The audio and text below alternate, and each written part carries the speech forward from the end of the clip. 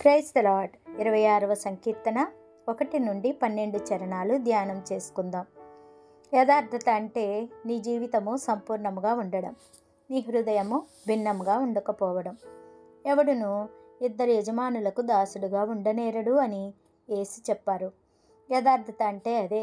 ఇద్దరు యజమానులను సేవించడం అంటే నకిలీగా ఉండడం. ఎవడును ఒకే సమయంలో రెండు దిక్కులను చూడలేడని మన ప్రభువు చెప్పాడు.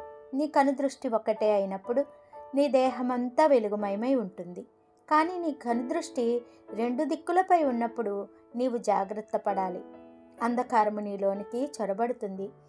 ఒకేసారి చీకటిని వెలుగును నీవు చూచినప్పుడు చీకటి వెలుగును కమ్మివేస్తుంది. కీర్తనలు 25:21లో దావీదు ఇలా ప్రార్థించాడు: నీ కొరకు నేను కనిపెట్టుచున్నాను, యథార్థతయు నిర్దోషత్వమును నన్ను సంరక్షించునుగాక. అలాగే నేటి పట్టణ భాగంలోని మొదటి వచనంలో యెహోవా, నేను యథార్థవంతుడనై ప్రవర్తించుచున్నాను, నాకు తీర్పు తీర్చుము అని ఉంది. మనం ఒక పని చేసేటప్పుడు లేక మరొకరికి సేవ చేసేటప్పుడు అతనికి యథార్థత ఉండాలని కోరుకుంటాం. మనం యథార్థత కలిగి ఉన్నప్పుడు జారిపోతామేమోననే భయం ఉండనవసరం లేదని దావీదు తెలియచేస్తున్నాడు. సమభూమిలో నా పాదము నిలిపి ఉన్నాను అని అతడు చెప్తున్నాడు. సమభూమి అంటే ఒకే స్థాయిలో ఉన్న స్థలము. నాలో యథార్థత ఉంది కనుక నేను సమభూమిపై ఉన్నాను. ప్రభువుకి వ్యతిరేకమైనదేది నా హృదయంలో లేదు. నేను ఆయనకు అవిధేయుడను కాను అని దావీదు చెప్తున్నాడు. పరీక్షను బట్టి మనం భయపడనవసరం లేదు. యెహోవా, నన్ను పరిశీలించుము, పరీక్షించుము, నా అంతరింద్రియములను నా హృదయమును పరిశోధించుము అని దావీదు రాస్తున్నాడు.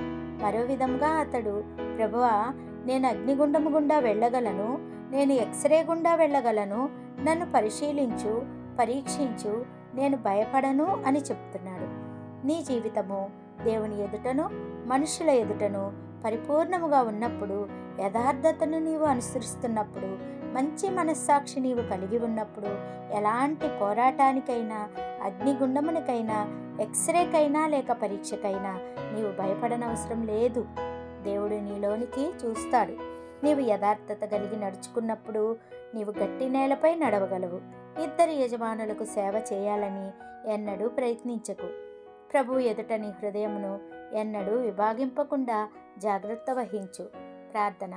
మహాపరిశుద్ధుడును మిక్కిలి ప్రేమ కలిగిన మా పరలోకపు రాజా, మీ ఘనమైన నామమునకు వందనాలు, స్తోత్రాలు చెల్లిస్తూ ఉన్నాం ప్రభా.